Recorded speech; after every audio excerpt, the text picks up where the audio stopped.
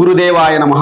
Welcome to TV24 భక్తి channel. నేను మీ భైరవదేవ శనిగల astrology, numerology and ఫార్మిస్ట్రీ.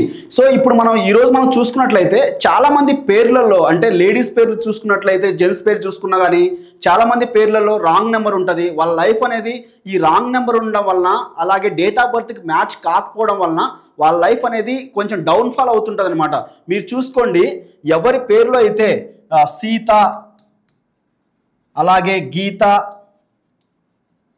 అలాగే సుమతి,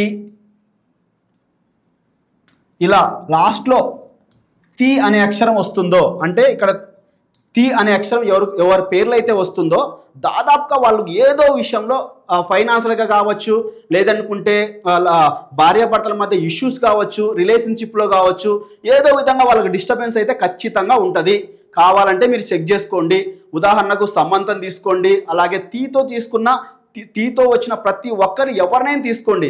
ఆ తి అనే లెటర్ అంటే అది అబ్బాయిలో వచ్చినా కానీ, ఇప్పుడు నితిన్కి చాలా ఫ్లాప్స్ వస్తున్నాయి. నితిన్ హీరోకి చాలా ఫ్లాప్స్ వస్తున్నాయి. అలాగే పేర్లో నిల్, మొగోళ్ళ పేర్లో అనిల్ అని, సునీల్ అని ఇలాంటి పేర్లు ఉంటాయి. అలాంటి నిల్ అంటే ఏమీ లేదు, నిల్ అంటే ఉత్తది ఏమీ లేదని అర్థం. సో ఇలా నిల్ అనే పేర్లు వచ్చినా కానీ, తి అనే పేరు లైఫ్లో వచ్చినా అంటే వాళ్ళ పేర్లో వచ్చినా కానీ, అంటే నితిన్ కావచ్చు, సుమంత్ కావచ్చు, ఇలా ఎవరి పేర్లో వచ్చినా కానీ, సుమంత్ గారు, నితిన్ గారు, ఇట్లా ఎవరైనా తీసుకోండి, వాళ్ళ పేర్లలో తి అనే లెటర్ వచ్చినట్లయితే వాళ్ళ రిలేషన్షిప్లో ప్రాబ్లం ఉంటుంది.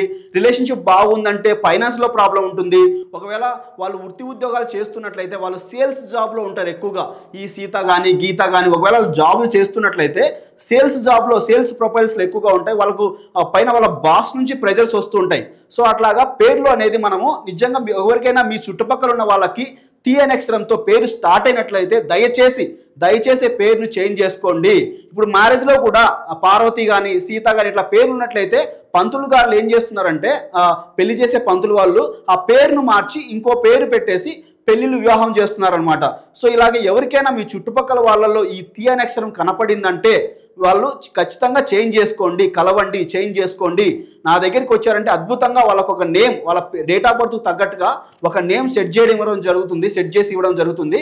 ఖచ్చితంగా వాళ్ళు నేను చెప్పిన 41 డేస్లో వాళ్ళు ఖచ్చితంగా అద్భుతాలు చూస్తారు. ఆ పేరులోనే ఒక లెటర్ సెట్ చేసుకోవడం వలన అద్భుతాలు చూస్తారు. ఇలాంటి సీత కానీ గీత కానీ పేర్లలో సుమతి, సునీత ఇలాంటి ఏ పేరున్నా కానీ మీరు మార్చుకోండి. సునీత గారు తీసుకోండి, రిలేషన్షిప్ పాడైపోయింది ఆమెకి, తర్వాత రెండో వివాహం చేసుకుందనమాట సునీత గారు, సింగర్ సునీత గారు. సో ఇలాంటి ఎవరు తీసుకున్న సమంత గారు రిలేషన్షిప్ పోయింది, ఇంకోరిని మ్యారేజ్ చేసుకునేదానికి సిద్ధంగా ఉన్నారు. సో ఇలా ఎవరు తీసుకున్నా వాళ్ళ లైఫ్ అనేది ఖచ్చితంగా డిస్టర్బెన్స్గానే ఉందన్నమాట.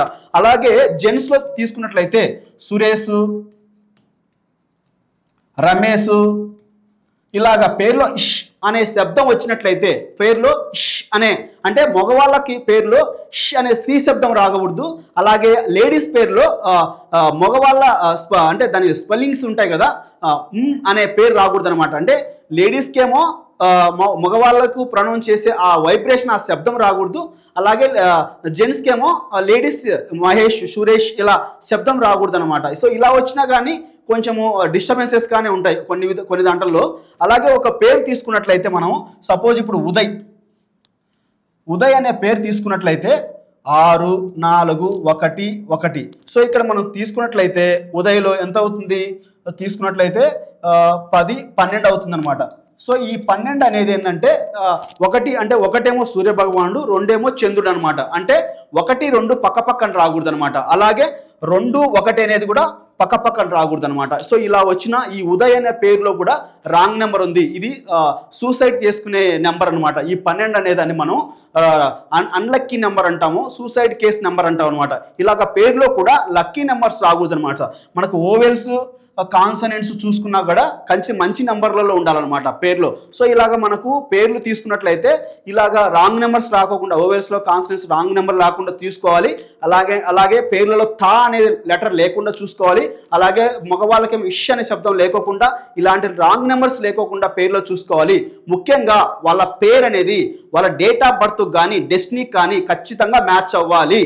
ఒకవేళ అలా మ్యాచ్ కాకపోయినట్లయితే వాళ్ళ లైఫ్ అనేది చాలా డిస్టర్బెన్స్గా ఉంటుంది. అది అనేక విధాలుగా డిస్టర్బెన్స్గా ఉంటుంది. ఇంకొక పేరు మనం తీసుకున్నట్లయితే సపోజ్ ఒక పేరు మనం తీసుకుందాము. ఇక్కడ నవీన్ అనే పేరు తీసుకుందాం. ఈ నవీన్ అనే పేరులో చాలామంది నవీన్ కానీ ప్రవీణ్ కానీ, ఈ నవీను ప్రవీణు వీళ్ళ పేర్లో కూడా రాంగ్ నెంబర్స్ ఉన్నాయి. ఓవెల్స్లో కాన్సనెంట్స్లో రాంగ్ నెంబర్స్ ఉన్నాయి. వీళ్ళు ఎక్కువగా సేల్స్ ప్రొఫైల్స్లో ఉంటారు, చాలా డిస్టర్బెన్స్ని పే చేస్తూ ఉంటారు, ఎక్కువగా హార్డ్ వర్క్ చేస్తూ ఉంటారు అనమాట. చూడడానికి మంచి నెంబరే కనపడుతుంది, కానీ ఇక్కడ ఓవెల్స్ తీసుకున్నట్లయితే 16 నెంబర్ వస్తుంది. సో ఈ 16 అనేది కేతు నెంబర్ అనమాట. ఈ కేతు నెంబరు ఎవరికైతే వస్తుందో వాళ్ళని ఏంటంటే, కేతు ఏంటంటే నాకు ఇది వద్దు, నాకు స్పిరిచువాలిటీ కావాలి అంటే రిలేషన్షిప్లో ఉన్నప్పుడు దాన్ని వదిలేసి వేరే దానికి వెళ్ళిపోవడం అనమాట. సో ఇలాగా ఈ నవీన్లు ప్రవీణ్ తీసుకున్న, ఉదయ్ తీసుకున్న, ఇలాంటి ప్రతి ఒక్క పేర్ల జెన్స్లో రాంగ్ నెంబర్స్ ఉంటూ ఉంటాయి. మీ పేర్లలో మీరు చెక్ చేసుకోండి.